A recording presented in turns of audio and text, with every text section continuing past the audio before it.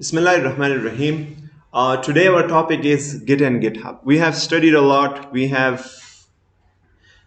built our basis, our base. So it's now a good time कि हम अपने code management के बारे में पढ़ें. हम अब कोड लिखते हैं लेकिन उसको मैनेज कैसे करेंगे. So for that we have the Git tool. So version control system का क्या मतलब होता है. अक्सर आपने ये देखा होगा, आप लोगों ने अभी तक जो प्रोजेक्ट्स बनाए हैं उस प्रोजेक्ट में एक फीचर बन जाता है, फिर आप कुछ डेवलपमेंट करते हैं और उसमें कुछ आपसे मिसहैप हो जाता है और उससे वो पहला वाला फीचर भी खराब हो जाता है. फिर आप कहते हैं नहीं यार ये क्या हो गया, मैं वापस अपने उस पहले कोड पे जाना चाहता हूँ. यानी जिस फीचर 1 पे जो कोड था मेरे पास, मैं उस पे वापस जाना चाहता हूँ. आप नहीं जा सकते. तो क्या हो जाता है, वो पूरा कोड आपका खराब हो जाता है.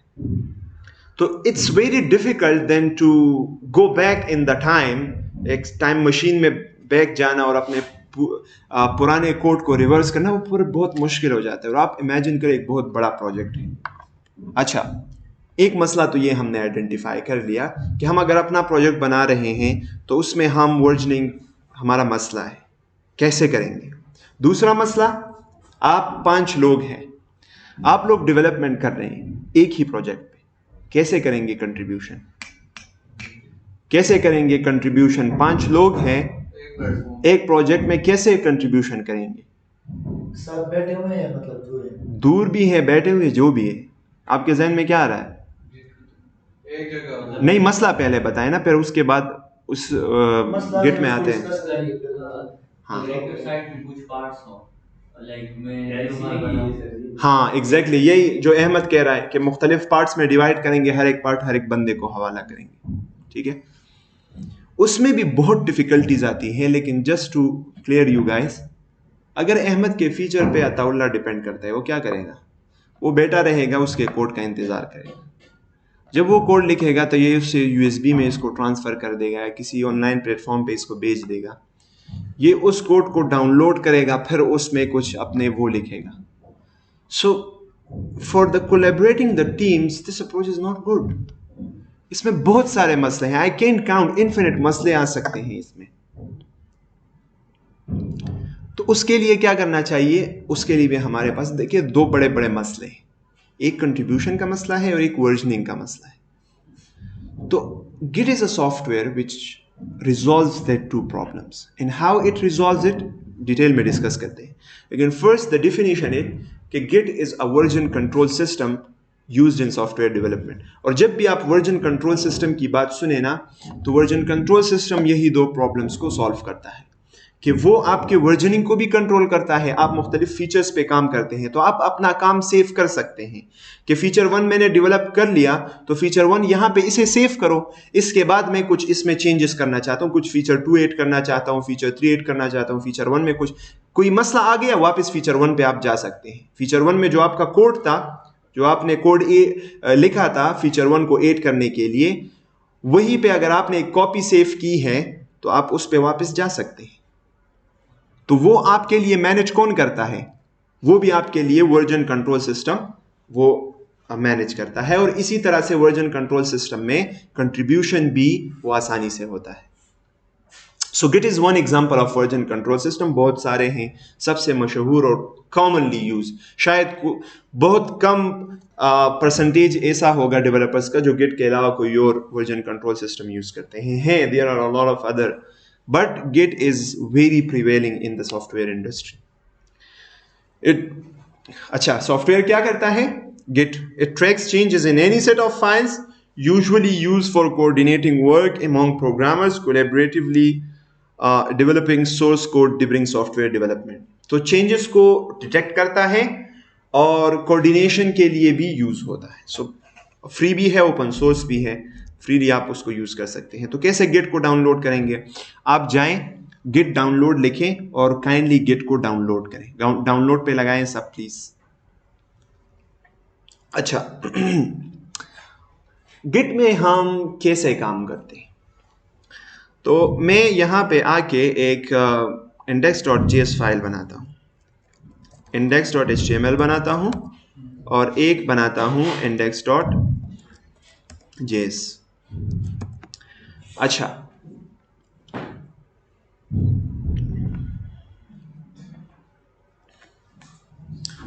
लिसन, लेट्स से मेरे पास है कोड, ठीक है, और इस कोड में इंक्लूडेड है फीचर 1। और से देखें, मेरे पास एक कोड है और उसमें एक फीचर है, लेट्स से उसका नाम है फीचर 1, और इस फीचर 1 को मैं सेव करना चाहता हूं। मैं चाहता हूं कि मैं जैसे आप गेम में करते थे, एक स्पेसिफिक चेक पॉइंट्स होते थे ना, तो अगर आप एक चेक पॉइंट को कंप्लीट करते और उस चेक पॉइंट से आगे जाकर अगर आप दूसरे चेक पॉइंट को कंप्लीट ना करते, बीच में कहीं मर जाते, तो वापस जो लास्ट चेक पॉइंट आपने सेव किया था उस पर आप जा सकते थे। इसी तरह से अगर आप चाहते हैं कि फीचर 1 तक जितना कोड है आपके पास, आप उसको सेव करना चाहते हैं, तो आप उसको क्या करेंगे, आप उसको सेव करेंगे, और सेव को हम टेक्निकली कहते हैं कमिट करना। गिट की जबान में हम सेव को क्या कहते हैं, कमिट करना कहते हैं। अच्छा, हम गिट को यूज करते हुए कैसे डेवलपमेंट करते हैं, तो मैं आपको थोड़ा सा वो बताता हूं, गिट ब्रांचेस डायग्राम।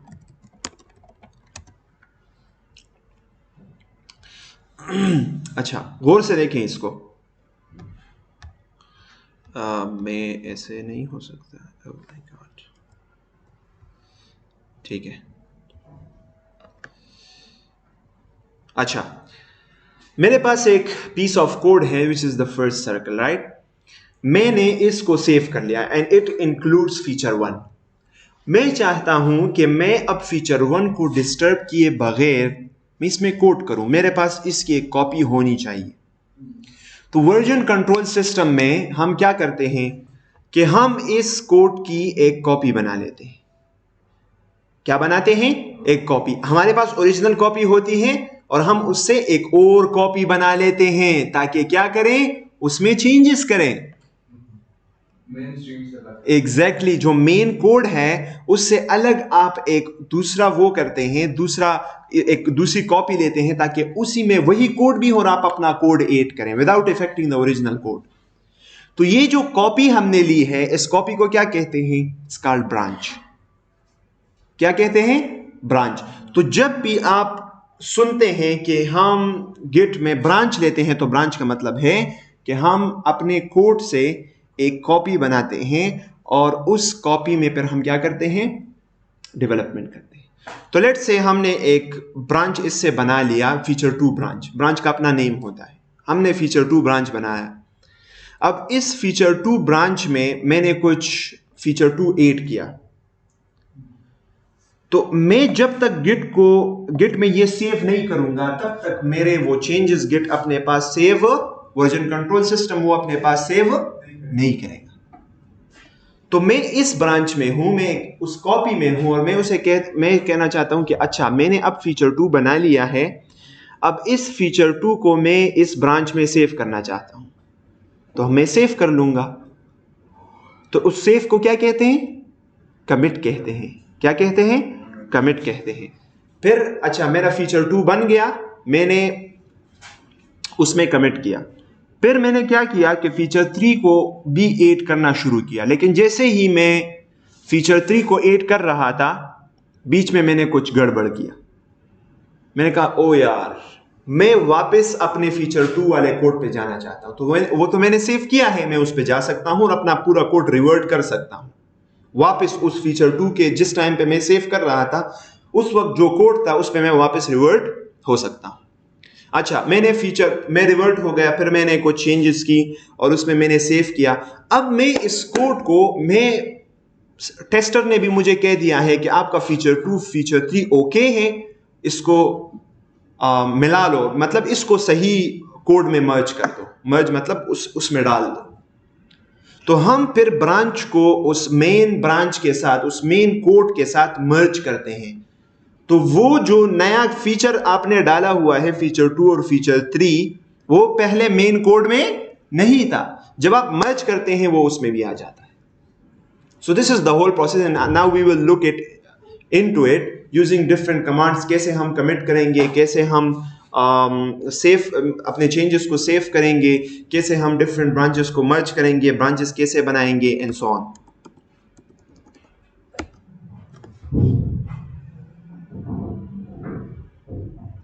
ठीक है।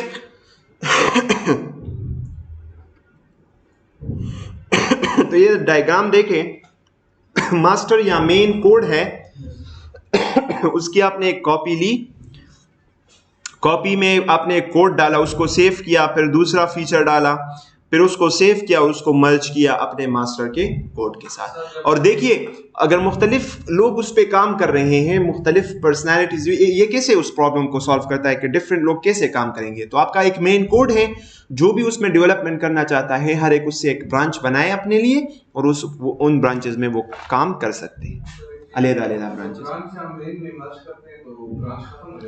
आपके पास ऑप्शन होता है कि आप इस ब्रांच को डिलीट करना चाहते हैं या इसको रखना चाहते हैं, डिलीट करना चाहते हैं, योर चॉइस। लेकिन द पॉइंट इज कि जब आप ब्रांच को मर्ज करते हैं तो उस ब्रांच का कोड भी मेन में आ जाता है, और मेन में हमारे पास स्टेबल कोड होता है। सो ये देखिए, your work someone else work, दोनों ने अपने ब्रांचेस बनाए हुए हैं, दोनों उसमें वो कर रहे हैं, जब वो पास हो जाते हैं तो सारे मेन में आते हैं, तो और मेन में सारा अपडेटेड कोड होता है। समझ आ गई?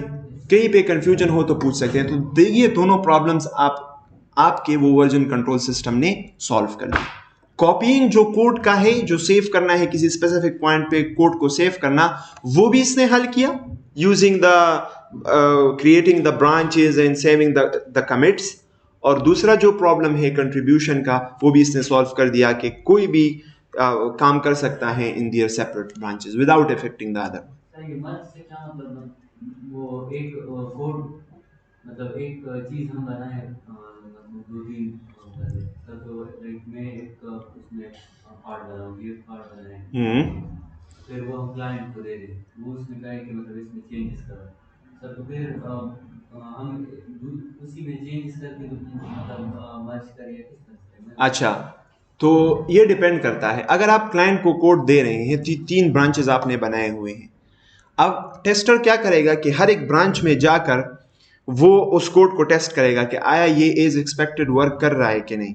तो फहद ने जो फीचर बनाया है वो अगर ओके हो गया तो हम उसको मर्ज कर लेंगे। अब आपके कोड पे आते हैं, आपका कोड टेस्टर चेक कर लेगा, कोड रिव्यूअर उसको रिव्यू कर लेगा, अच्छा सब कुछ चल रहा है परफेक्ट, से मर्ज कर दो, तो वो फीचर भी मेन में आ जाएगा।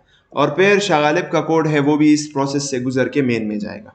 फिर हम मेन का जो कोड है वो हम क्लाइंट को देते हैं कि ये ले लो। वो अगर कोई फीचर, वो अगर कहें ये चेंज करो तो ये चेंज करो, तो ये भी एक डेवलपमेंट साइकिल है ना, तो उसके लिए फिर हम मेन से ब्रांच निकाल के उसमें चेंजेस कर लेते हैं वापस में। तो अगर चेंजेस कह दे और लेट से आप ब्रांच ना बनाए और मेन में आप लगे रहें आप उसको पुराने फीचर को भी डिस्टर्ब कर सकते हैं, पूरे कोड को डिस्टर्ब कर सकते हैं। So that is the problem. तो लेट से मेरे पास यहाँ पे वो है एक index.html फाइल है, और इस HTML में मैं लिखता हूँ इंट्रो टू गिट, ठीक है, और यहाँ पे मैं एक h1 लिखता हूँ, so introduction to Git version control system. Make sense? मैंने इसको सेव किया। अब मैं चाहता हूं कि laptop close, right, shut up, shut your laptops, shut up नहीं, शट योर लैपटॉप, बंद करें, पूरा बंद करें, बंद करो पूरा,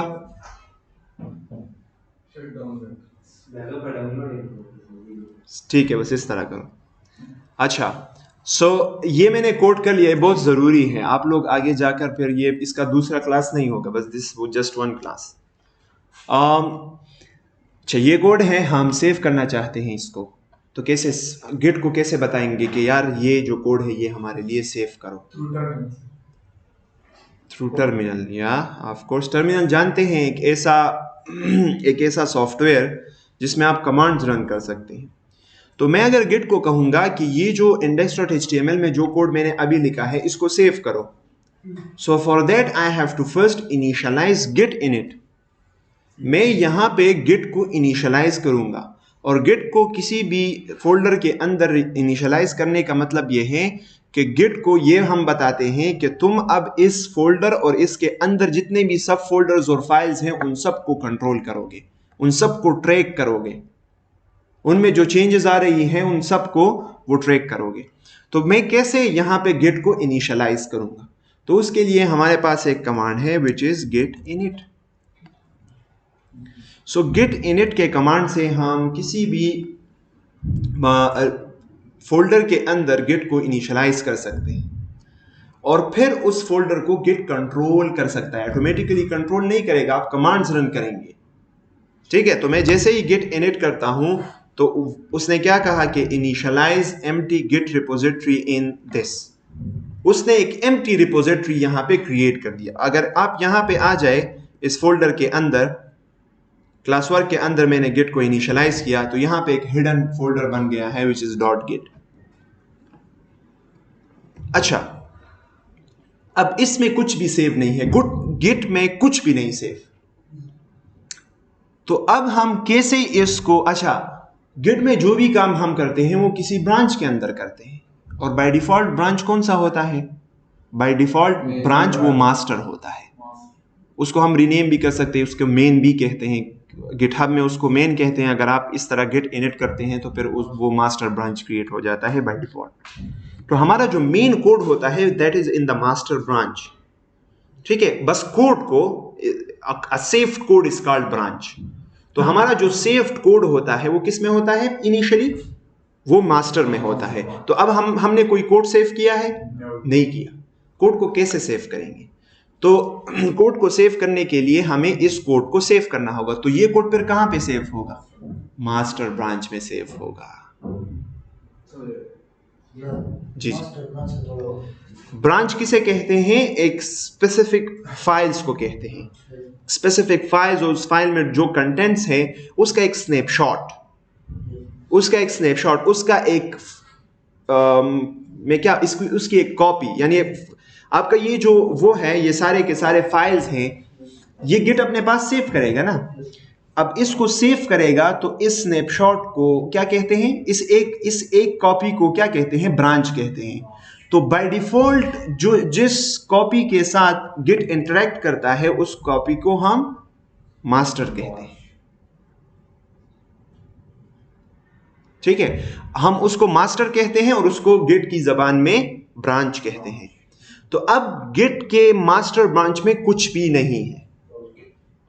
हम उसको बताएंगे कि तुम अपने पास index.html फाइल और इसमें जो कंटेंट है वो अपने पास सेव करो, लेकिन ये हम डायरेक्टली सेव नहीं कर सकते, बल्कि गिट जो है उसमें जो आप चेंजेस करते हैं उसके ऊपर डायरेक्टली आप उसको सेव नहीं कर सकते, बल्कि उसके ऊपर स्टेजिंग एरिया होता है और फिर स्टेजिंग एरिया के बाद जाके आप किसी कोड का वो ले सकते हैं, उसको सेव कर सकते हैं। मैं यहां पे सर्च कर दूंगा गिट स्टेजिंग डायग्राम।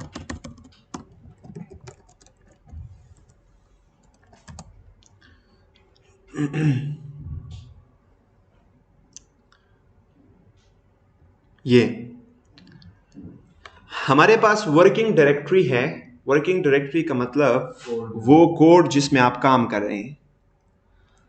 हम जब उसको सेव करना चाहते हैं तो हम उसको स्टेजिंग एरिया में सेव करेंगे। पहले हम उसको स्टेजिंग एरिया में पुश करेंगे कि ये कोड स्टेजिंग एरिया तुम ले लो, इसमें ये फाइल्स ले लो, इसमें जो चेंजेस है वो भी अपने साथ रखो।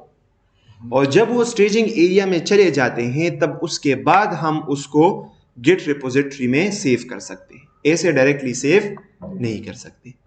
तो स्टेजिंग एरिया में ऐड करने का मतलब है उसका जो कमांड है वो ऐड कमांड है, और स्टेजिंग एरिया से जो रेपो में सेव करना है उसका कमांड कमिट है। तो जब स्टेजिंग से आप रेपो में सेव कर लेते हैं then that is called what? That is called proper saving. जो हम सेविंग का कंसेप्ट हम लेके बैठे हुए हैं ना, that is actually the commit. ठीक है, कैसे करेंगे? हमारा ये कोड है, this is the working directory, this is the working directory. Git को इसका नहीं पता, तो अगर हम गिट को इसका पता चलाना, गिट को कहना चाहते हैं कि ये अपने पास सेव करो, तो हमें सबसे पहले इसको स्टेजिंग एरिया में सेव करना होगा, गिट के स्टेजिंग एरिया में। तो गिट के स्टेजिंग एरिया में किसी भी फाइल को स्टोर करने का मतलब ये है कि हम कैसे स्टोर करेंगे, तो उसका कमांड है git add, और add के बाद उस फाइल का नाम। तो जैसे ही आप git add index.html कर लेते हैं ना, इसका मतलब क्या है, git इससे क्या मतलब देता है, वो कहता है कि अच्छा index.html फाइल मेरे पास है नहीं है, तो इसको मैं पूरा उठा लूंगा, और अगर है ऑलरेडी तो जो चेंज मेरे पास जो index.html है और ये जो index.html है इसमें फर्क क्या है, तो वो फिर सिर्फ उस फर्क को उठा के उसको स्टेजिंग में सेव कर लेता है। मतलब एक फाइल से दो फाइल सेम नेम के साथ हम सेव कर सकते हैं? नो, देखिए ये फाइल आप कहाँ पे सेव करना चाहते हैं, गिट के पास ना, तो गिट के रेपो में सेव करना चाहते हैं, ये तो आपकी वर्किंग डायरेक्टरी में है, अभी गिट के रेपो में तो नहीं है। तो आप अगर उसमें सेव करना चाहते हैं तो फिर पहले स्टेजिंग एरिया में उसको सेव करेंगे, फिर गिट के रेपो में। अब अगर ये फाइल ऑलरेडी आपने सेव किया है, अभी जब हम सेव करेंगे बाद में अगर हम इसमें कोई और चेंजेस करें, वो चेंजेस हम सेव नहीं कर सकते। क्यों नहीं कर सकते, तो वो फिर ऐसे नहीं करता कि पूरे फाइल को अगेन स्टोर कर लेता है, वो सिर्फ फिर उस चेंजेस को डिटेक्ट करके उसको सेव करता है। तो मैं यहां पे जैसे ही git add index.html करूं तो ये फाइल वो स्टेजिंग एरिया में ऐड हो गया है। अब मैं फाइल्स का नाम नहीं बताऊंगा, बल्कि अब मैं कहूंगा गिट को कि कमिट करो, जो भी आपके पास स्टेजिंग एरिया में जो भी फाइल्स और जो भी चेंजेस पड़े हैं डायरेक्ट उसको सेव करो। ठीक है, तो स्टेजिंग एरिया में हम बताएंगे कि कौन कौन सा फाइल जाएगा। अब मैंने index.js नहीं बताया, तो इसलिए वो स्टेजिंग एरिया में नहीं गया, वो गिट ने उसको ट्रैक नहीं किया, सिर्फ index.html को किया है, उसको स्टेजिंग एरिया में हम ले गए हैं, वहां पे सेव किया है। अब अगर कमिट का कमांड रन करेंगे तो स्टेजिंग एरिया में जो भी फाइल्स होंगे वो उसको उठा के सेव कर लेगा। ठीक है, अब देखो index.js में ना मैं कुछ चेंजेस कर लेता हूं, start of the program. Sir comments भी ये कमेंट चेंज में आते हैं, ये भी कोड में चेंज के तौर पे आते हैं। मतलब जब आपने कमेंट पहले कर दिया फिर आपने कुछ कमेंट्स लिख दिए, हाँ, एक सिंगल करेक्टर भी चेंज हो, इवन इंटर लाइन भी चेंजेस में आते हैं, इट्स वेरी सेंसिटिव। तो मैंने index.html ऐड किया है, मैंने index.js ऐड नहीं किया, तो गिट सिरे से index.js को ट्रैक ही नहीं करेगा, ये सिर्फ index.html को ट्रैक करेगा। ट्रैक करने का मतलब ये है कि वो देखेगा कि index.html मेरे पास पहले है कि नहीं, ये फाइल, अगर ये फाइल नहीं है तो पूरा कंटेंट उसका उठाओ और स्टेजिंग एरिया में डाल दो, अगर है पूरा का पूरा फाइल तो फिर चेंजेस देखो, अगर चेंजेस है तो ठीक है वो कमिट कर सकते हैं, चेंजेस नहीं है तो वो कहेगा there is nothing to commit. ठीक, तो मैं क्या करूंगा कि git add index.html अब मैं कमिट करूंगा। तो मैंने जितने भी फाइल्स ऐड किए हैं, चाहे वो index.html है, index.js है, जितने भी फाइल, मल्टीपल फाइल्स हम ऐड कर सकते हैं स्टेजिंग एरिया को। तो जब हम कमिट करेंगे वो पूरे के पूरे फाइल स्टेजिंग से वो रेपो में स्टोर हो जाएंगे, और हम -m फ्लैग लगाएंगे, -m का मतलब मैसेज, हर एक कमिट के साथ अपना एक मैसेज होना चाहिए। तो ये हमारा पहला कमिट है, तो हम इनिशियल कमिट कोई भी मैसेज लिख सकते हैं, सेविंग index.html बेसिक फाइल।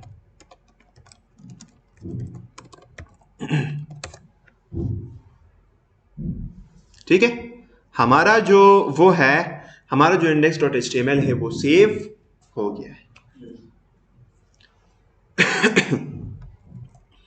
अच्छा, मैंने गिट में अपने index.html को सेव कर लिया है। अब मैं अगर लेट से इसमें चेंज करता हूं, so I can safely modify this file, I can add another features and so on। अब गौर से देखें, मैं अगर यहां पे दे दूं git branches command, git branch sorry, तो git branch कमांड मुझे ये कहता है कि तुम किस ब्रांच में हो, सारे ब्रांचेस दिखा देता है और वो उस ब्रांच को ग्रीन कर लेता है, साथ में स्टार भी लगाता है कि जिस ब्रांच में हम है currently. So we have initialized a git repo inside our working directory using the git init command, और हमने स्नैपशॉटिंग भी कर लिया है। कि 8 file contents to the index, index का मतलब स्टेजिंग एरिया, और फिर हमने उसको कमिट भी कर लिया। अच्छा, मैं यहाँ पे लास्ट कमिट में मेरा ये सेव है ना, अब मैं ये यहाँ पे इसके ऊपर होवर करूँ तो इस कमिट की एक प्रॉपर आईडी है, इस कमिट की पूरा एक एल्गोरिथम पीछे चल रहा होता है और इसको एक प्रॉपर आईडी मिल जाती है बड़ी सी। इनिशियल का मुझे उस कमेंट का मैसेज भी बता रहा है कमिट का।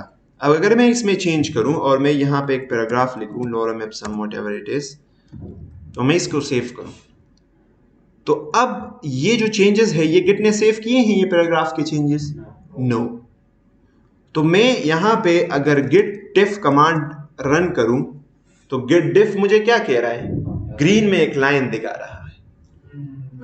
गिट को पता चल रहा है कि ये जो p पैराग्राफ टैग हमने ऐड किया है, this is a change, this is a new thing in this file, difference.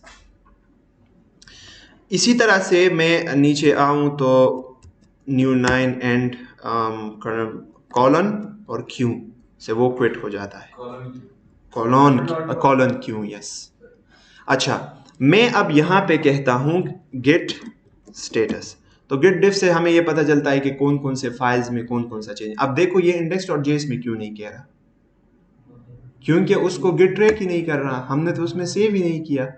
ठीक है, उसकी जगह वो स्टेजिंग करनी पड़ती है। हाँ, उसको हमने पहले कमिट करना होगा ना, कमिट करना होगा। स्टेटस में क्या कह रहा है? On branch master changes not stage for commit. अच्छा, आपने कौन से चेंजेस कमिट करने के लिए स्टेज नहीं किए? index.html को मॉडिफाई किया है और अनट्रैक फाइल्स भी बता रहा है गेट स्टेटस से। तो स्टेटस में पूरा आपको वर्किंग डायरेक्टरी का स्टेटस बता देता है कि ये फाइल सिरे से गेट ट्रैक ही नहीं कर रहा, और जिन फाइल्स को ट्रैक कर रहा है उनमें किन फाइल्स में चेंज आया है जो कि ट्रैक नहीं हुए। सो 2 कमांड्स हो गए। गिट चीट शीट आप सर्च करें, आपको पूरे कमांड्स मिल जाएंगे। सो आप याद करें इसको। First command is Git init, initialise an empty in repository. फिर उसमें कोई भी फाइल ऐड करना हो तो गेट ऐड और फाइल नेम। अगर पूरे फाइल सबको आप ट्रैक ऐड करना चाहते हैं तो फिर डॉट, सिंपल डॉट लगाएं तो वो पूरे फाइल्स में चेंजेस और नए फाइल्स और पुराने फाइल्स में चेंजेस सब कुछ वो ट्रैक कर लेगा, स्टेजिंग एरिया को ऐड कर लेगा। डॉट अभी करेंगे।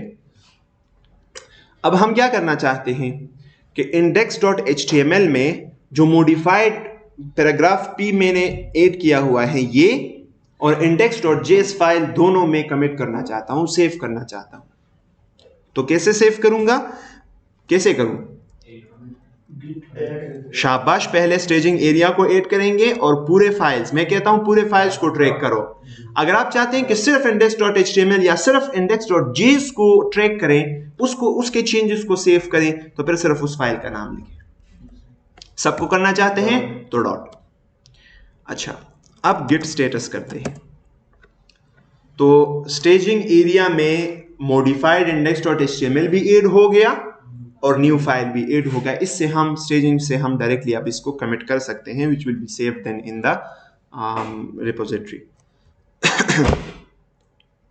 ऑलराइट, एक और कमांड है हमारे पास, हम उसको कहते हैं git stash।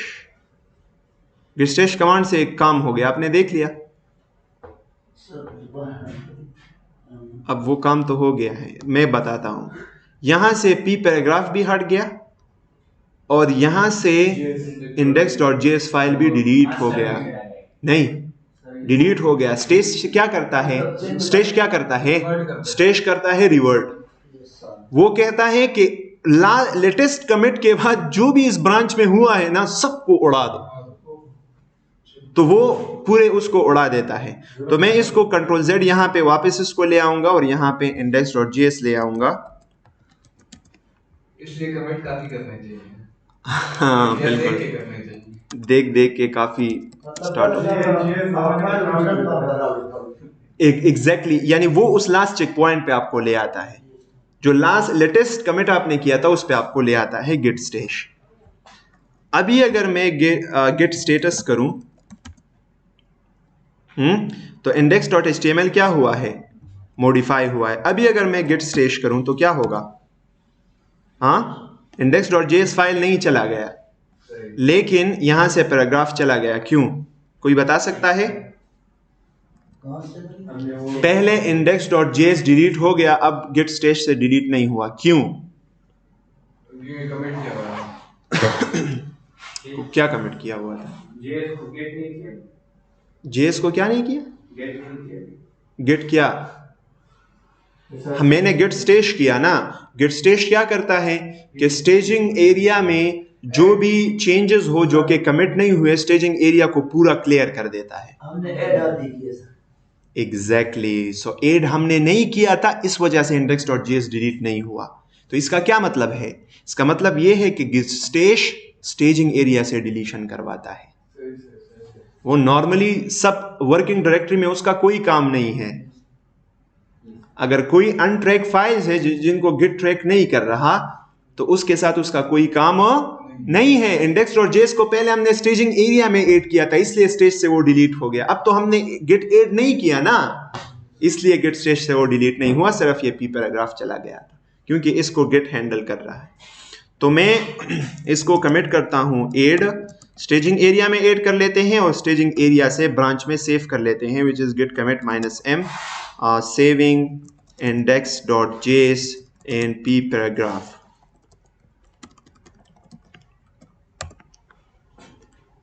क्या बता रहा है? 2 फाइल्स चेंज, 2 इंसर्शंस। अच्छा, मैं अब अगर git स्टेटस करूं, nothing to commit, working tree clean. Working tree का मतलब है कि द स्टेजिंग थिंग। जो वर्किंग ब्रांच उसको नहीं कहते working tree. Sorry, working tree is below the working directory में जो काम आप करते हैं उसको वर्किंग ट्री कहते हैं। सर अगर मतलब कोई हमारे इस फाइल को जो हमने अपलोड किए है इसको देखना चाहिए। हाँ, वो उसकी तरफ आते हैं। अच्छा, अब हमने मेन में एक बुनियादी फीचर बना लिया। हमने index.html बनाया, index.js बनाया, वो हमने मास्टर ब्रांच में सेव कर लिया है। अब हम नेक्स्ट फीचर बनाते हैं। लेट्स से हम एक स्टाइलिंग करते हैं। So we don't want to do styling over here. हम कैसे करेंगे? हम इस ब्रांच की कॉपी लेंगे, ठीक है? हम इस ब्रांच की कॉपी लेंगे और उस ब्रांच में फिर हम क्या करेंगे? चेंजेस करेंगे। तो किसी भी नया ब्रांच बनाने के लिए हमें कौन सा कमांड रन करना होगा? git checkout और -b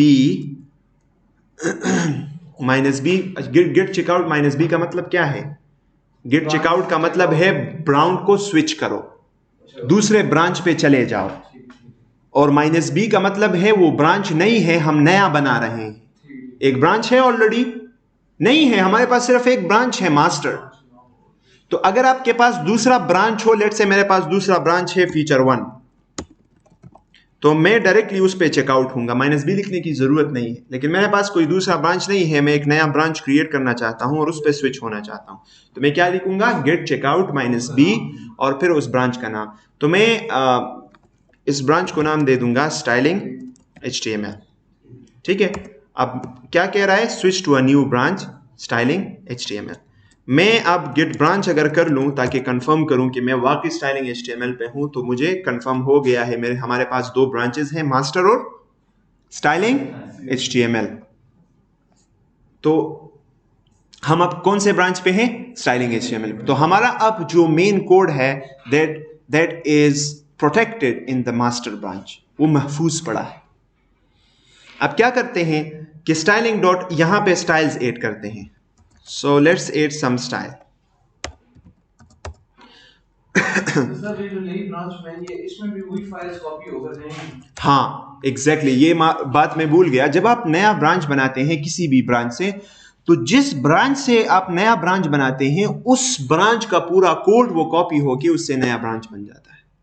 जिस ब्रांच से भी आप कर रहे हैं, चाहे मैं अगर अब स्टाइलिंग HTML में मैं कुछ कमिट करूंगा और उससे मैं कोई ब्रांच बनाऊंगा, तो स्टाइलिंग HTML के अंदर जो कोड है उसका एक नया उसकी एक नई कॉपी बनेगी और एक अलग ब्रांच क्रिएट हो जाएगा।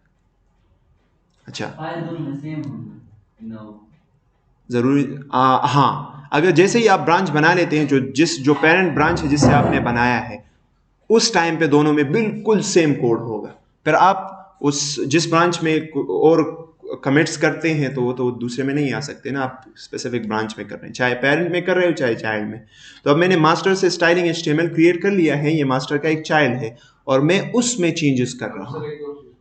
अब इधर से आप वापस दूसरी वाली ब्रांच में शिफ्ट करते हैं, वहां पे गिट स्टैश करते हैं तो कुछ भी नहीं है वहां पे, तो आप दूसरी ब्रांच में फर्क नहीं पड़ेगा। नहीं, उसमें तो कुछ भी नहीं है। अब आप सारा काम यहाँ पे कर रहे हैं, ब्रांच टोटली मेन ब्रांच से अलग हो जाती है। अब स्टेशिंग और कमिटिंग और वो सब चीजें हम इसी ब्रांच में करेंगे। ओह, वो से देखो, फ़ॉन्ट फैमिली मैं चेंज करना चाहता हूँ। सो वर्दाना वाली फ़ॉन्ट फैमिली करते हैं और लेट्स से मैं यहाँ पे H1 का जो वो है, जो बैकग्राउंड कलर है, मैं उसको चेंज करना चाहता हूँ ऑरेंज में लेट्स से, और इसको ओपन भी कर लेते हैं। Right, make sense? Any questions? No जी।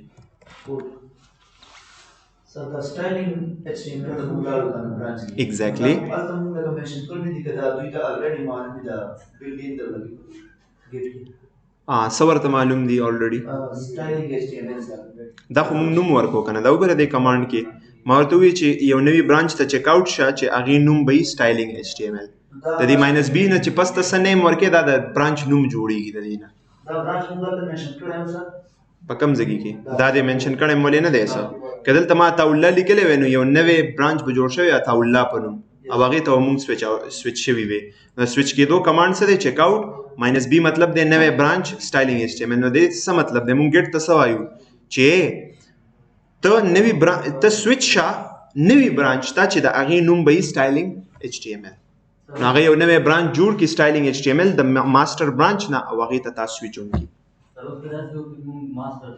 आओ जू दा ख्वाहिश तरलवस पूरा कुम करना। बस यहाँ पे ये करते हैं ना कि इन चेंजेस को यहाँ पे सेव करते हैं, फिर स्विच होते हैं किसी और ब्रांच को, वरना ये हमारे जो चेंजेस हैं ये हमसे लॉस्ट हो जाएंगे।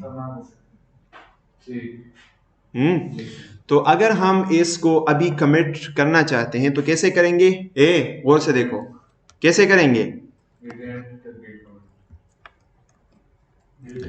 गेट एड डॉट पूरे फाइल्स और फिर Git commit -m h1 body and h1 styling added. By the way अगर मैं इन चीज़ों को रन ना भी करूँ ना और मैं यहाँ पे गेट स्टेटस देखूँ तो देखो वो मुझे बता रहा है index.html और गेट डिफ से मुझे एक एक लाइन का भी पता चल सकता है। अब वो मैं स्टेजिंग में डाल चुका हूँ तो गेट डिफ मुझे कुछ भी रिटर्न नहीं कर रहा, कुछ भी नहीं दिखा रहा, क्योंकि मैं पूरे उसको ट्रैक कर चुका हूँ। I have saved that all my changes into staging area. सवाल पूछता हूँ थोड़ा सा कॉम्प्लिकेट, अगर इसके बाद मैं चेंजेस करूँ तो क्या वो स्टेजिंग में चेंज स्टोर हो जाएंगे? मैंने अभी कमिट नहीं किया। एग्जैक्टली क्योंकि मैंने गेट एड उसके बाद नहीं किया ना, तो जिस वक्त आप गेट एड कमांड रन करेंगे उस टाइम पे जो कोड होगा वो उसको स्टेजिंग में डाल देगा। तो मैं अगर यहाँ पे HP का वो ऐड कर दूं और मैंने गेट एड दोबारा से नहीं रन किया तो स्टेजिंग में वो चेंजेस नहीं आएंगे, तो वो पुराने चेंजेस वो कमिट हो जाएंगे अगर मैं कमिट कमांड अब रन करूंगा। मतलब डायरेक्टली हम इसको चेंज नहीं कर सकते। एग्जैक्टली कमांड्स के जरिए ब्रांच बनाएंगे, उसी ब्रांच में हम इसको स्टोर करेंगे एक चेंजेस। एग्जैक्टली एक चेंजेस को ये डिपेंड करता है कितने चेंजेस बाद आप कमिट करना उसको सेव करना चाहिए। अब मैं पूरा स्टाइलिंग करे उसके बाद कमिट करें नो प्रॉब्लम। तो मैं यहाँ पे करता हूँ गेट कमिट -m और अच्छा मैंने स्टेजिंग में गेट एड दबाया कमांड रन किया है ना, मैं इसके बाद p को स्टाइलिंग देता हूँ और मैं इसको कहता हूँ कि या लेट से बॉडी में करते हैं। बॉडी में मैंने मार्जिन्स नहीं ऐड किए हुए ना कि वो बाय डिफॉल्ट मार्जिन्स को मैं 0 करूं, तो मैंने इसको 0 किया, लेकिन मैंने git 8 का कमांड वो इसको स्टेजिंग एरिया में इस चेंजेस को सेफ नहीं किया। तो अगर मैं अब git diff करूं तो देखो मार्जिन 0 को मुझे कह रहा है कि ये चेंजेस आए हैं जो कि ट्रैक नहीं हुए। तो मैं इस चेंजेस को ट्रैक अभी नहीं करना चाहता। अगर ट्रैक करना चाहता हूं तो क्या करूंगा? गिट स्टेटस तो तुम मुझे सिर्फ स्टेटस बताएगा फाइल्स का। गिट एड दोबारा से रन करूंगा, लेकिन मैं गिट एड ऑलरेडी कर चुका हूं। प्रीवियस चेंजेस को जो कि स्टेजिंग में पड़े हैं उसको मैं कमिट करना चाहता हूं। अगर स्टेज कर दिया कमिट नहीं कि कमिट लाजमी करना पड़ेगा। एग्जैक्टली, वरना फिर फिर नहीं होगा, फिर सेव नहीं होगा। Body in H1 styling completed या एडिट, तो देखो वो इंसर्शंस हो गए। अब मैजिक देखे, right? Listen listen listen listen listen. मैंने मार्जिन को ट्रैक नहीं किया, तो मार्जिन मेरे पास सेव नहीं हुआ। तो मैं क्या कर लेता हूं कि मैं इस ब्रांच को स्विच कर लेता हूं। गेट चेकआउट वापस जाता हूं मास्टर ब्रांच पे। तो यहां पे अब क्या लिखूंगा मुस्तफा? -b मास्टर, हाँ मेन। क्या लिखूंगा अहमद? मैं मास्टर पे वापस स्विच होना चाहता हूं, तो गेट चेकआउट क्या लिखूंगा? मास्टर लिख लेंगे सिंपल, क्योंकि वो ऑलरेडी बनी हुई है। Exactly, this is the point, मैंने आपको ऑलरेडी बताया है। तो ये देखो, प्लीज कमिट योर चेंजेस और stash them before you switch branches. अब मैंने मार्जिन 0 को न स्टेश किया है, न मैंने कमिट किया है, न स्टेजिंग फाइल में ऐड किया है। तो देखो गिट कितना सेफ है, आपको स्विच ही नहीं कर रहा कि आप वो स्विच कर लें, क्योंकि आप लेट से भूले हुए हो कि मैंने मार्जिन 0 तो ऐड नहीं किया, तो वो ब्रांच स्विच नहीं कर रहा तब तक के कि वो आपको बता दे कि आप या तो इसको स्टेश करो, स्टेजिंग एरिया में इसे ऐड करो, वहां से या तो कमिट करो या स्टेश करो कि डिलीट हो जाए। कुछ चेंजेस हैं जो आपने किए हैं और वो चेंजेस क्या है? मार्जिन 0। तो मैं उन स्टेजेस को भी वो करना चाहता हूँ, ऐड करना चाहता हूँ। ऐड डॉट आप या स्टेश कर सकते हैं, 2 ऑप्शन हैं, और या कमिट कर सकते हैं। क्या करते हैं आप बताएं? कमिट करते हैं। सो gate commit -m default margin removed from body. और अच्छी बात यह है कि आपका मैसेज जितना डिस्क्रिप्टिव हो उतना अच्छा है। नहीं, वो ब्रांच रिप्रेजेंट कर रहा होगा ना। आप अपने साथ लिख भी सकते हैं कि मैंने इस ब्रांच से ये ब्रांच बनाया हो। सर ये मास्टर जो होता है ये रोल कॉपी होती है, मतलब एग्जैक्टली, हाँ। और उसमें ये जो ब्रांचेस होते हैं, मतलब ये छोटे-छोटे उसमें कंपोनेंट्स होते हैं, मतलब छोटे कंपोनेंट्स नहीं, ये इनके कॉपीज होते हैं। कॉपीज छोटे तो नहीं होते, वही कोड होता है उसमें। छोटे किस लिहाज से कह रहे हैं? मतलब इसका सब साइड कह सकते हैं कि साइड कॉपीज हैं इसके। हाँ, पेरेंट होता है, ये इसके चाइल्ड कॉपीज। असल में कॉपीज भी नहीं बनते। आपको पता है गिट बहुत स्मार्ट तरीके से डिफरेंट वो बनाते हैं, ब्रांचेस बनाते हैं, तो ये एक्चुअली पूरे उसको कॉपी नहीं करता, वरना फाइल साइज इतना बड़ा हो जाएगा आपके रेपो का साइज। वो बहुत स्मार्टली इसको इंटरनली हैंडल करता है। वो कमिट्स को पॉइंट करता है, छोड़े उसको, बस आप ये समझे कि कॉपीज बनती हैं प्रॉपर्ली। तो मैं इसको रिफ्रेश करता हूं तो ये देखे हमारा डिफॉल्ट वो ये है।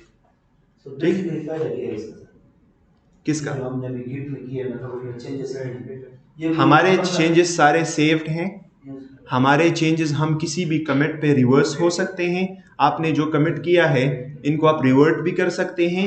किसी भी वर्जन कंट्रोल है ना, आप किसी भी कोड में किसी भी उस पे जा सकते हैं, किसी भी वर्जन पे जा सकते हैं। सर सबसे बड़ा फायदा ये कि मतलब लैपटॉप लाना भूल जाए, किसी और के लैपटॉप पे काम कर देते हैं। तो वो तो गिटहब में हम पुश करेंगे ना, अभी तो ये हमारे लोकल पे सब कुछ हो रहा है, वो गिटहब की तरफ बाद में आते हैं। लेकिन ये कैसे आपने वर्जनिंग कंट्रोल करना होगा अपने कोड का, ये हम वो पढ़ रहे हैं। तो आप देखें मैजिक देखे, आप कुछ भी चेंजेस नहीं है। हाँ बस थोड़ा सा है, इसमें इतना कुछ नहीं है। अब देखें गिट में ना, अगर मैं देख लूँ गिट उसमें स्टेटस में, तो कुछ भी फाइल्स नथिंग टू कमिट है, वर्किंग ट्री क्लीन है, तो तब हम स्विच हो सकते हैं। तो कैसे स्विच होंगे? गेट चेकआउट मास्टर, बूम, सारा कोड चला गया।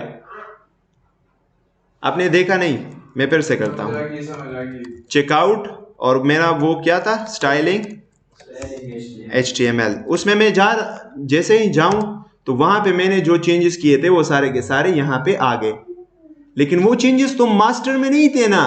तो मास्टर को जैसे ही मैं स्विच होता हूँ वो सारे के सारे चेंजेस उड़ जाते हैं, खत्म हो जाते हैं। अब अगर मैं यहाँ पे आ जाऊँ ना, कोई भी स्टाइलिंग नहीं है। हाँ, अब आते हैं इसकी तरफ, लेकिन आप इसको समझे फिलहाल, फिर मर्ज की तरफ आते हैं। सर जब हम एक मतलब मास्टर से हम स्टाइलिंग में आए, हाँ, तो मास्टर वाली जो फाइल थी वो स्टाइलिंग में, मतलब स्टाइलिंग में, वो तो हमने नया बनाया ना, अब तो हम सिर्फ स्विच कर रहे हैं। हाँ, देखिए जब आप नया ब्रांच बनाते हैं ना, तो फिर मास्टर से सारा कोड उस नए ब्रांच में शिफ्ट हो जाता है और उसके टॉप पे आप डेवलपमेंट कर सकते हैं, चेंजेस ऐड कर सकते हैं। लेकिन अभी तो हम सिर्फ स्विच कर रहे हैं, हम कह रहे हैं फला ब्रांच से फला ब्रांच में चले जाओ। तो एक ब्रांच में आपने लेट से मॉडल ऐड किया होगा, दूसरे ब्रांच में सिर्फ वो होगा ही नहीं। अच्छा, तो लेट से मैंने ये टेस्टर को कोड दिया ना, वो क्या कर लेगा कि वो स्टाइलिंग HTML को ये स्विच कर लेगा, रिफ्रेश कर लेगा। उसने कहा कि अच्छा ये जो फॉन्ट है ये भी ठीक है, जो इसने स्टाइलिंग की है दिस गुड, या खुद आपने टेस्ट किया, आपने कहा कि ये बिल्कुल अच्छा है, it's good to go into the main. अब आप क्या करते हैं, आप चाहते हैं कि ये कोड मेन में भी आ जाए, तो अब आपने क्या करना है, जो अपडेट्स हैं, जो फीचर्स ऐड हुए हैं स्टाइलिंग HTML ब्रांच में, उसको आप लाना चाहते हैं मेन में। This concept is called merge in Git, कि हम किसी भी चेंजेस को जो है हमने कमिट किए हैं, डिफरेंट कमिट्स को जो कि किसी ब्रांच में नहीं है, अगर हम उस ब्रांच में उसको किसी और ब्रांच से ले आना चाहते हैं, so we will use the concept of merge. और मर्ज का ये मतलब नहीं होता कि स्टाइलिंग HTML का पूरा कोड वो मास्टर में ले आओ, नहीं। उसका क्या मतलब होता है कि स्टाइलिंग HTML और मास्टर ब्रांच में जो डिफरेंसेस है, जो स्टाइलिंग HTML जो एडवांस है, जितने कमिट्स उसमें एक्स्ट्रा हुए हैं जो कि मास्टर में नहीं है, सिर्फ वो लाओ, वो मास्टर में भी सेव करो। तो मर्जिंग कैसे करेंगे, इतना आसान है ना, कंसेप्ट इसका सिर्फ मुश्किल है। कमांड में एक कमांड से होता है। कैसे? आप सबसे पहले जिस ब्रांच में किसी दूसरे ब्रांच को मर्ज करवाना चाहते हैं, सबसे पहले उस ब्रांच में आएंगे। सर एक चीज और हमने जो है तो स्टाइलिंग HTML को उसमें मास्टर को मर्ज करना हो, तो वो स्ट्रेच हो जाएगा एक तरीके से, मतलब नहीं, वो होगा, अब बताता हूँ ना। मतलब चेंजेस नहीं है तो वो कमेंट ही नहीं करेगा, वो उसको मर्ज ही नहीं करेगा। हाँ, एग्जैक्टली चेंजेस अगर नहीं है तो मर्ज नहीं हो सकेगा फिर। अच्छा, लेकिन सर आपने तो कहा कि कमिट की बेसिस पे ना, और उसकी कमिट तो बहुत ज्यादा है एज कंपेयर टू, क्योंकि उसमें ऐड्स आपने बहुत ज्यादा किया। तो वो वही चेंजेस है ना। चेंजेस का मतलब मेरा ये नहीं है कि आपने वर्किंग डायरेक्टरी में कोई चेंजेस का मतलब है कमिट चेंजेस, कमिट डिफरेंसेस, कि वो कमिट्स जो कि मास्टर में नहीं है और स्टाइलिंग HTML में है, उन कमिट्स की मैं बात कर रहा हूं। तो अगर ऐसे कोई कमिट्स हैं जो कि मास्टर में नहीं है और उसमें है, तो वो मास्टर में आ जाएंगे। लेकिन अगर ऐसे कमिट्स नहीं है, आपने कुछ भी कमिट नहीं किया, फिर मर्ज नहीं होता। लिसन, अच्छा, तो मैं अब क्या करना चाहता हूं, मास्टर ब्रांच में स्टाइलिंग HTML को मर्ज करना चाहता हूं। तो मैं फर्स्ट मास्टर ब्रांच में आऊंगा। तो मैंने क्या किया, गेट चेकआउट मास्टर, और फिर इतना आसान गिट मर्ज और ब्रांच का नाम स्टाइलिंग HTML। अब ऊपर गौर से देखें, जो चेंजेस हमने वहां पे किए थे, जो कमिट्स हमने किए थे, वो कमिट्स यहां पे भी आ जाएंगे। ब्रांच मर्ज हो गया है। अब मैं देखो गिट ब्रांचेस में अगर करूं ना, सॉरी यार, गिट ब्रांच, तो सॉरी, मैं कौन से ब्रांच में हूं, मास्टर में हूं, लेकिन मास्टर में भी अब यही कोड आ गया है। एग्जैक्टली दूसरा फीचर अब ऐड करना चाहते हैं। लेट्स से मैं जावास्क्रिप्ट को ऐड करना चाहता हूं, कुछ जावास्क्रिप्ट कोड को। तो उसके लिए मैं क्या करूंगा मैं एक और ब्रांच बना दूंगा अब इससे गेट चेकआउट। कैसे नया ब्रांच बनाएंगे? -b जेएस कोड, ठीक है, नया ब्रांच। अब हम कौन से ब्रांच में हैं? हम जेएस कोड में हैं। अब इसमें क्या कर लेते हैं कि स्क्रिप्ट टैग से इसको ऐड कर लेते हैं, लिंक कर लेते हैं इसको src index.js। अच्छा, अब क्या करते हैं कि गेट एड डॉट, ठीक है, और साथ में index.js में भी थोड़ा सा चेंज करते हैं। यहाँ पे लिखते हैं console.log js फाइल कनेक्टेड, ठीक है। और मैं यहाँ पे कहता हूँ गेट एड डॉट और gate commit -m js initial js linked with, हाँ कोई मैसेज लिखेंगे, आपको कस्टम मैसेज हो सकता है, कोई भी हो सकता है। तो मैं अच्छी बात यह है, being a good developer you have to write explanatory messages in the commit which would define the commit। js linked with html file,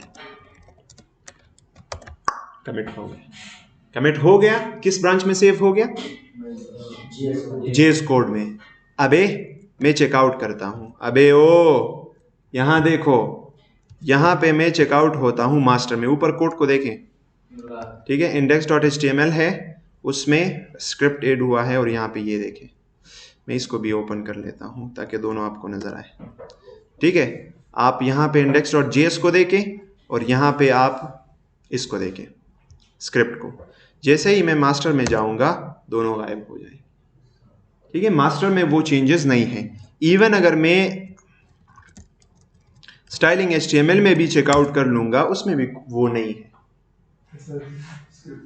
ठीक है। सो अब अगर मैं इस चीज को क्या करूंगा, मर्ज करूंगा मैं मास्टर के साथ। अब मेरा स्टाइलिंग HTML से काम खत्म हो गया है, वो बस एक स्नैपशॉट है, पड़ा है, एक ब्रांच है जिसमें वो वाला कोड है जब हम बेसिक हमने HTML बनाया और हम उसको स्टाइल करें, वही कोड, वो कॉपी पड़ी है, वो अब कॉपी पड़ी है। अब मास्टर भी उससे आगे जाएगा।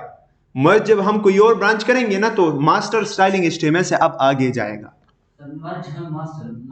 मास्टर में करेंगे, किसी और ब्रांच में भी कर सकते हैं, लेकिन मास्टर में चूंकि हम सारा कोड लाना चाहते हैं तो उसमें भी कर सकते हैं। अब अगर आप इस जेएस कोड से एक और ब्रांच बनाते हैं तो उसको आप इसके साथ मर्ज करें और फिर मास्टर के साथ, हाँ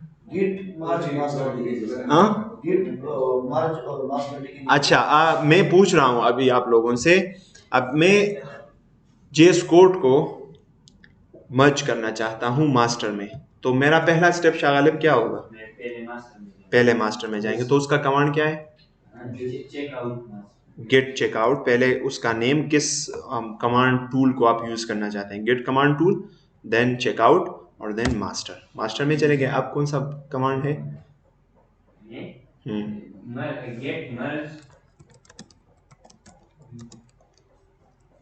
और branch name which is JS code. अब देखें गौर से, मर्ज हो गया। अब हम मास्टर में, अब देख लें, अगर यकीन नहीं आ रहा, कंफ्यूज है किस ब्रांच में है, गेट ब्रांच में करें। कंट्रोल बी से होता है, कंट्रोल बार से, इंटर के ऊपर एक बटन होता है कंट्रोल बार। हाँ, दो फाइल्स आप बैक वक्त देख सकते हैं। इंटर के ऊपर है, मतलब सर ये जब बड़ा प्रोजेक्ट भी बनाते हैं उससे फिर जो सबसे इंटर और पी से दो राइट, सबसे आखिर में जो बटन है जिसके बाद एंटर आता है। सर जब हम एक बड़ा प्रोजेक्ट बनाते हैं तो उसमें अक्सर हमारे पास जब हम प्रोजेक्ट बनाते हैं ना बीच में गलती आ जाती है, वो सेटिंग होती है। तो इसका ये फायदा ये है कि हम उसके छोटे ब्रांचेस बनाएंगे, काफी हमारे पास पड़ी रहेगी। ना ब्रांचेस हम पूरे फीचर के लिए बनाएंगे, लेकिन उस फीचर के अंदर लेट्स से जैसे मुश्तबा ने मुझसे कहा कि एक पेज बनाओ और उसमें लॉगिन इंप्लीमेंट करो, मैं इस पूरे काम के लिए एक अलहदा ब्रांच बनाऊंगा, पूरे काम के लिए। लेकिन मैं कमिट्स करूंगा छोटे छोटे स्टेप्स के बाद। मैंने सिर्फ HTML बनाया, मैं कमिट कर लूंगा कि मैं, ताकि HTML मेरे पास रहे, फिर मैंने स्टाइल कर दिया, मैं कमिट कर लूंगा। अब उसी ब्रांच में सब कुछ हो रहा है। फिर मैं जावास्क्रिप्ट ऐड करूंगा, ओ मैंने कुछ फंडामेंटल गलती कर दी, तो वापस मैं उसको हटा दूंगा। उसको जो लेट से जावास्क्रिप्ट में मैंने कोई गलती की है ना, मैंने कुछ कोड लिखा और गलती की, मैं उसको स्टेजिंग में ऐड कर लूंगा, वहां से स्टेज सारा क्लियर, पिछले कमिट पे आप चलेंगे। मतलब एक में हेडर स्टोर करेंगे, एक में एक सेक्शन पे दूसरा सेक्शन। एग्जैक्टली। और अगर हमारे पास हम एक पार्ट को हम हटाना चाहते हैं, मतलब हमारे पास एक छोटी ब्रांच को मास्टर ब्रांच से हम हटाना चाहते हैं, तो उसके लिए भी ब्रांच बनाए, वो कोड हटाए उस ब्रांच में, उसको मर्ज करे मेन में, तो वो कोड भी हट जाएगा। मैंने चेंजेस कहा है, मैंने ये नहीं कहा कि बस सिर्फ आप नया कोड ऐड करेंगे तो वो कंसेप्ट है। चेंजेस का मतलब anything, modifying file, deleting files, modifying the contents of files, और मॉडिफाइंग में डिलीट और अपडेट दोनों आते हैं। अब देखें, मैं यहाँ पे एक नया ब्रांच बनाता हूँ ताकि ये कंसेप्ट और भी क्लियर हो जाए। Git checkout -b remove comments, एक नया ब्रांच है। इस ब्रांच में मैं क्या कर लेता हूँ कि इसको मैं डिलीट कर लेता हूँ।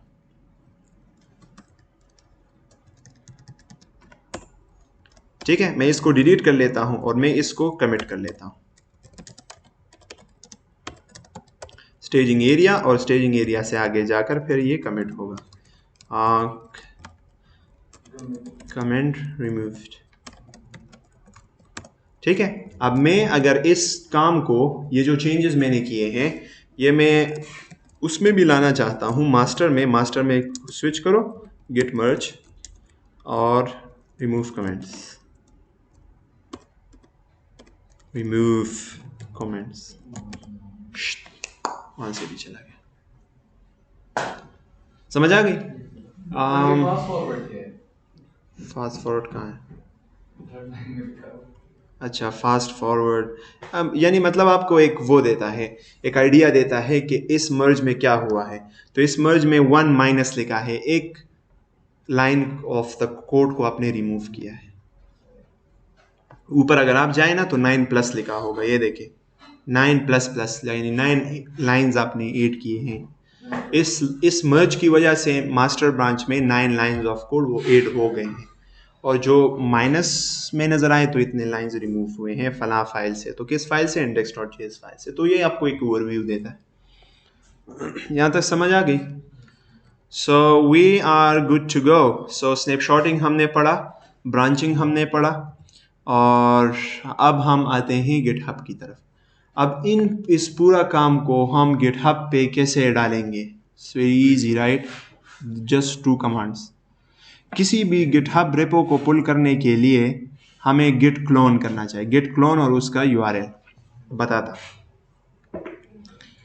मैं यहाँ पे अपने गिटहब में चला जाऊँगा और मैं एक रिपोजिटरी है, लेट से ये रिपोजिटरी है जस्ट रिडक्स, और ये रिपोजिटरी मेरे पास नहीं है इस फोल्डर, ये किसी की भी रिपोजिटरी है जो कि एक पब्लिक रिपोजिटरी है, और मैं इसको लाना चाहता हूँ अपने कंप्यूटर पे। तो मैं क्या करूँगा? हाँ मुज्तबा, मैं क्या करूँगा? मैं अगर इस रेपो को जो कि गिटहब पे पड़ा है, मैं इसको, रेपो का मतलब फोल्डर, रिपोजिटरी, मैं इसको अपने कंप्यूटर पे डाउनलोड करना चाहता हूँ, तो कैसे करूँ? क्लिक करेंगे, फिर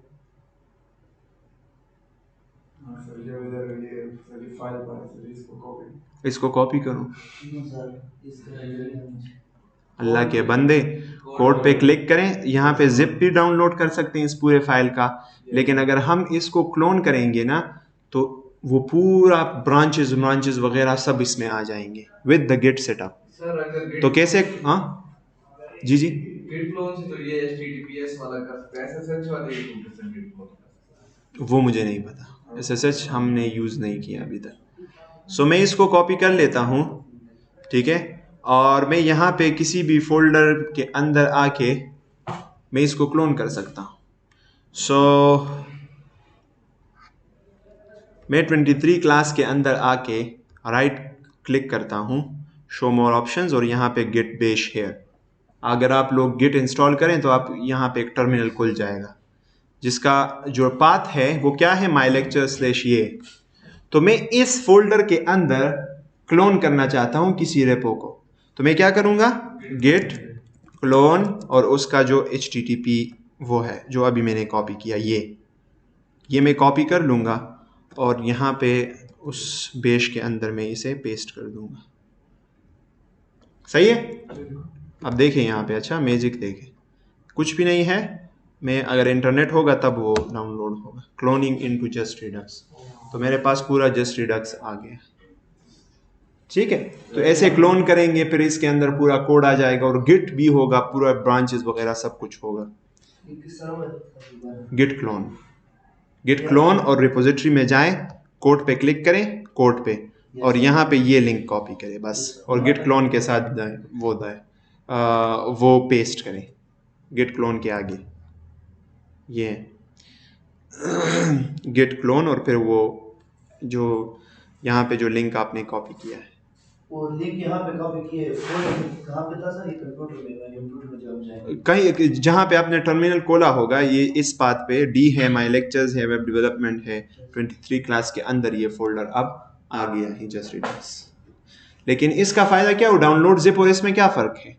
इसमें ये फ़र्क है कि पूरा गिट का जो सेटअप है वो भी इसमें इंक्लूड, वो भी आ जाएगा। अब इसके अंदर जितने ब्रांचेस उसने वहाँ पे पब्लिश किए हैं, जितने ब्रांचेस हैं, जितने कमिट्स है, सब आपको नज़र आएंगे।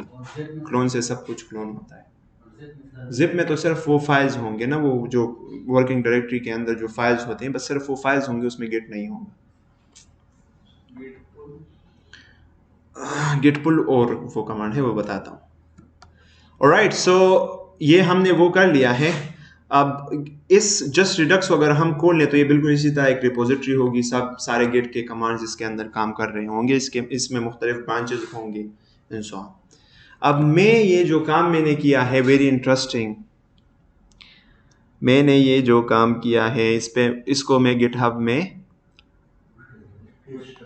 पुश कैसे करूँगा, इसको मैं गिटहब पे कैसे डालूँगा ताकि सब लोग इसको एक्सेस कर सके। अब गिटहब में हम रिपोजिटरीज बनाते हैं। अब रिपोजिटरीज, जिस तरह ये एक रेपो है ना क्लास वर्क, इस तरह हम वहाँ पे भी एक रिपोजिटरी बनाएंगे।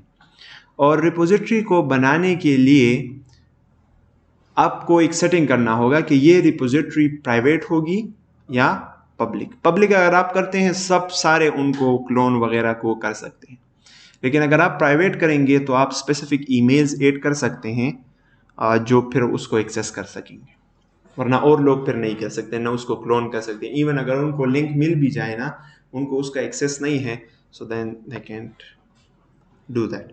Right, so how to do that, कैसे मैं अपने इस कोड को पुश करूं गिटहब पे? तो मैं यहाँ पे आके इस प्लस आइकन पे क्लिक करूंगा और यहाँ पे एक नई रिपोजिटरी बनाऊंगा, न्यू रिपोजिटरी, और इस रिपोजिटरी को मैंने एक नाम देना होगा, which is git in GitHub web development bootcamp 3.0, ठीक है, और प्रैक्टिसिंग गिट एंड गिटहब। और अब देखो ये दो ऑप्शंस में कोई भी चूज कर सकते हैं जी। रिपोजिटरी के नाम में स्पेसेस नहीं डालने चाहिए, नहीं होने चाहिए वो। अगर स्पेसेस डाल भी लेते हैं तो वो बाय डिफॉल्ट हाइफन्स डालता है। अच्छा, ये पब्लिक भी हो सकता है, प्राइवेट भी हो सकता है। मैं चलो इसको पब्लिक कर लेता हूँ और मैं क्रिएट रेपो करता हूँ। अच्छा, तो आप इसको पब्लिक भी कर सकते हैं, प्राइवेट में पब्लिक करके क्रिएट रेपो करता हूँ। एड रीडमी फाइल को चेक ना करें, क्यों, मैं बताता हूँ। फिर ये कमांड्स नहीं आते।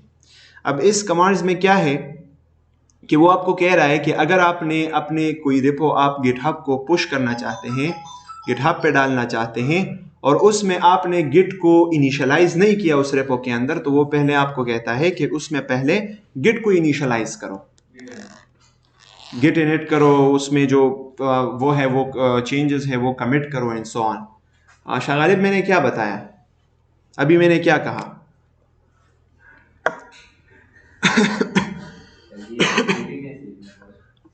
हाँ, अच्छा, अब देखो, मैंने बताया कि जब हम रेपो को क्रिएट कर लेते हैं, चाहे वो प्राइवेट हो या वो हो, तो इसमें ये कमांड्स आ जाते हैं, और ये जो कमांड्स हैं ये इसका मकसद क्या है, वो आपको कह रहे हैं कि अगर आप ऐसी रिपोजिटरी पुश कर रहे हो गिटहब को जिसमें सिरे से गिट इनिशियलाइज ही नहीं है, तो ये कमांड्स आपको कह रहे हैं कि पहले उसमें क्या करो, गिट को इनिशियलाइज करो।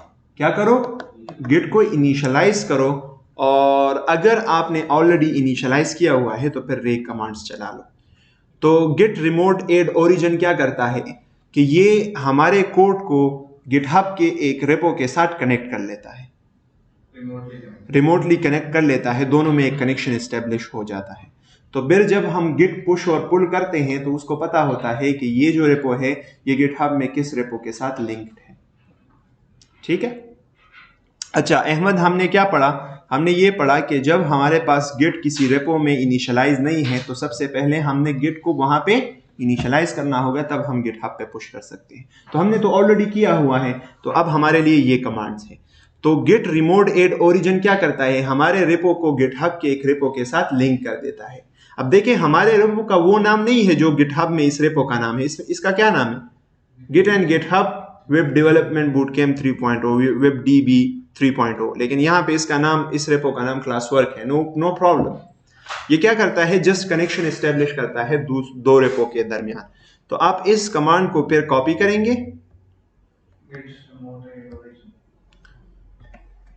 ऊपर वाला तो हमने डिफाइन किया है। हाँ ये तो हमने ये काम किया है, हम पेस्ट कर लेंगे। अब एक दूसरा कमांड है। अच्छा आपको पता है मास्टर ब्रांच को गिटहब पे क्या कहते हैं, मेन।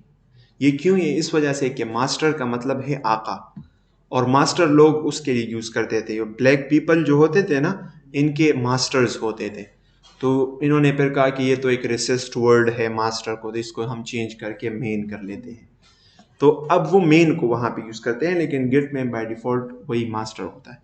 तो आप अगर मेन ब्रांच को आप हाँ नहीं, अब क्या करें यार, बस वो जो भी कर लेते हैं। आपको पता है अमेरिका में आप बंदे को फेट नहीं कह सकते, वो आपको सू कर सकता है, वो आपको कैद कर सकता है, हरासमेंट केस कर सकता है कि इसने मुझे फेट कहा है, क्योंकि वहाँ पे ओबेसिटी का वो मरज बहुत ज़्यादा है ना, सारे लोग बहुत वो होते हैं। तो बॉडी शेमिंग आप ऐसे नहीं कर सकते। अजीब अजीब रूल्स हैं, ये तो खैर अजीब नहीं है, नहीं कहना चाहिए ऐसे।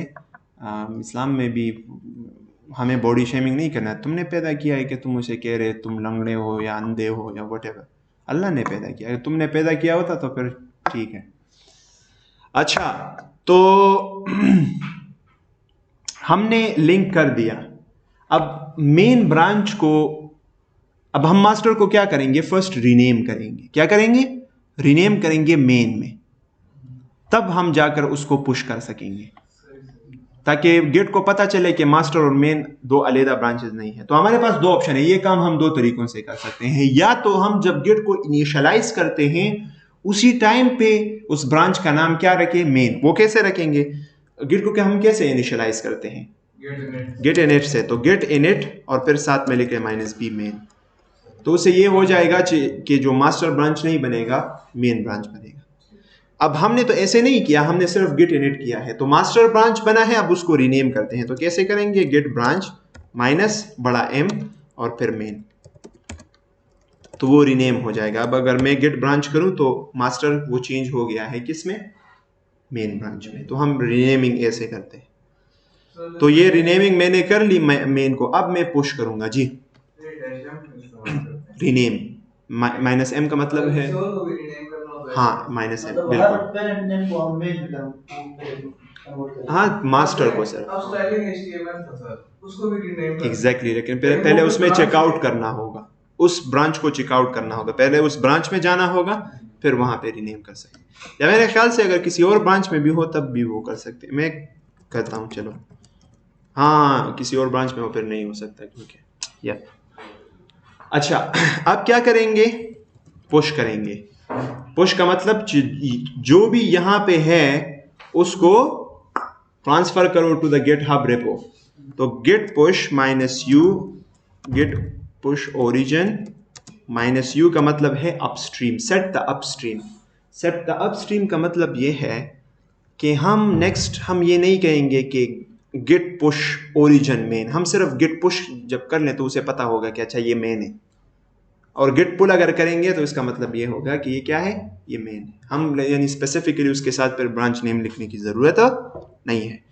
तो जैसे ही git push origin -u main में करूँ ना, ये पूरा कोड यहाँ पे चला जाएगा। गौर से देखें, वो फाद आ जाए तो उसके सामने कर दें। अच्छा, तो ये देखें, git push origin -u main जब हम करेंगे तो ये पूरा कोड वो GitHub में चला जाएगा। -u का मतलब ये है कि आगे ये कमांड जब हम रन करेंगे तो फिर आगे मूविंग फॉरवर्ड git push और git pull में फिर हमें मेन को स्पेसिफाई नहीं करना होगा अगर हम इस ब्रांच में हैं। तो -u क्या कर लेता है कि रिमोट के मेन ब्रांच और इस मेन ब्रांच का एक कनेक्शन इस्टेब्लिश कर लेता है। ठीक है, अगर हम यहाँ पे मास्टर करें ना लेट से, तो ये मास्टर ब्रांच के साथ वहाँ पे एक मास्टर ब्रांच बनाएगा और इस मेन को और उस मास्टर ब्रांच को कनेक्ट कर लेगा। तो मैं मेन करता हूँ। पहले ये था ना, अब देखें, मैंने रिफ्रेश किया और उन लोगों जो मोबाइल में मसरूफ़ है उन्होंने मैजिक नहीं देखा। तो क्या वो जो index.html और index.js फाइल थे वो यहाँ भी आ गए। सर इसमें चीज गिट पुल करना लाजमी होता है पुश करने के लिए? नहीं, कि पुल करना कितना अच्छा लगता है? पुल ये है कि किसी और ने चेंजेस किए हैं और वो उसने गिटहब पे पुश किए हैं और आपके पास वो चेंजेस नहीं है, तो फिर आप उस ब्रांच को पुल करेंगे। तो सर ये कहने के फिर कॉन्फ्लिक्ट्स नहीं आते, वरना कॉन्फ्लिक्ट्स आते हैं। उससे क्या कॉन्फ्लिक्ट्स नहीं आते, फर्ज करें उसका आपके पास डेटा नहीं है तो और आपने पुश कर दिया अपनी तरफ से, तो हाँ एग्जैक्टली, ये भी है। पहले गिट पुल करना चाहिए, लेकिन वो तब जब आपके पास आपके रिपोजिटरी में कोई और भी काम कर रहा हो ना। अब हमारे पास कौन है, अब एक ही ब्रांच पुश हुआ है, दैट इज मेन। हम और ब्रांचेस को भी पुश करना चाहते हैं तो उसमें चेकआउट होंगे। तो मैं चेकआउट होता हूँ, मेरे पास कौन से ब्रांचेस हैं, गेट, स्टाइलिंग, HTML, चेकआउट यार।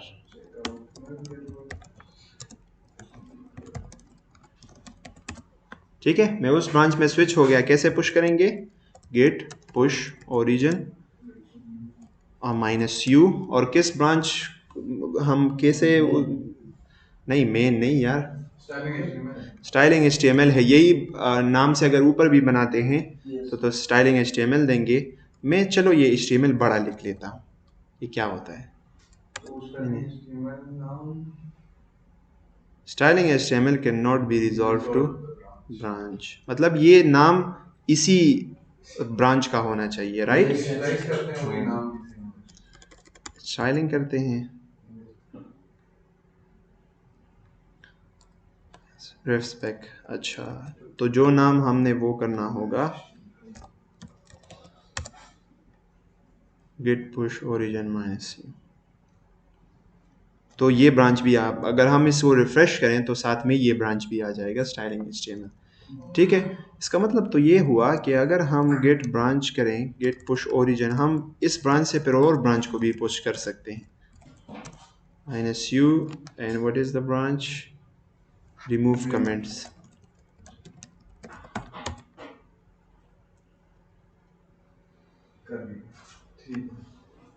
मतलब इसमें वो वाला ब्रांच आ जाएगा सर जिसमें हमने कमेंट्स को रिमूव किए थे? नहीं सर, टर्मिनल जो है टोटली वो अलग है। मतलब टर्मिनल अगर चेकआउट करके जाता भी ये टर्मिनल खुद नहीं होता किसी ब्रांच में।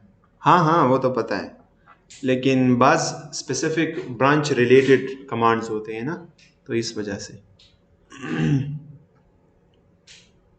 चेक करें सर उधर, ये आया होगा ज़रूर कोई, क्योंकि एरर नहीं दिया उसने ना। तो रिमूव कमेंट्स, तो हम किसी भी ब्रांच में किसी को भी वो पुश कर सकते हैं। ऑलराइट, सो वापस चेकआउट होते हैं मेन में। ठीक है, और अब हम यहाँ पे गेट पुल कर सकते हैं विदाउट स्पेसिफाइंग गेट पुल मेन। ठीक, -u की वजह से। तो गेट पुल मेन करना पड़ता है किसी और ब्रांच में। चेक करते हैं, ये मुझे पता नहीं है। Checkout styling HTML on git pull main. Please make sure you have correct right access. Main does not appear to be a git repository. Could not read from remote repository. Remote repository exists. Pull minus B main नहीं हो सकता मेरे ख्याल से, बस हम उस branch के अंदर ही कर सकते हैं। और अगर इसको इसी को पुल करना तो git pull बस। हाँ एग्जैक्टली, वो माइनस यू कमांड से उसको पता चल जाता है कि these two branches are linked, so then we can get alright, so I guess that's it. कोई सवाल हो तो पूछ सकते हैं। So that was all. अब गुड न्यूज़ इज कि जो आज हमने पढ़ा है 90% you will be using these commands and these things. एक और एक्स्ट्रा फीचर है, that is pull request. Pull request का मतलब ये है ना कि हम जो मर्जिंग करते हैं वो हम लोकली ऐप करते थे, हम गिटहब के थ्रू भी मर्जिंग कर सकते हैं।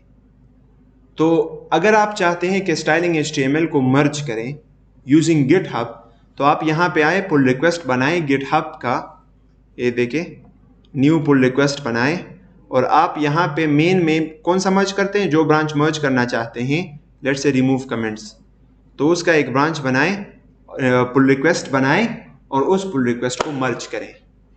तो pull request is a merge request, and that's all you need to know right now.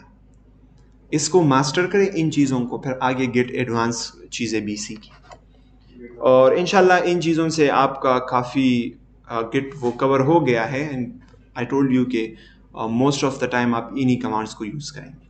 आज के बाद ये कोशिश करें कि जो भी काम आप करते हैं वो गिटहब में प्राइवेट पब्लिक होना चाहिए, ताकि लोगों को, रिक्रूटर्स को भी वो नज़र आए कि आपने गिटहब में क्या किया है, क्या आपका प्रोफाइल है। समझ आ गई? तो जो भी रिपो आप बनाते हैं, जो सिंपल HTML क्यों ना हो, वो भी पुश करते जाएं। अच्छी बात। That's it for today. It was nice talking to you guys. Inshallah, see you in the next class. Microsoft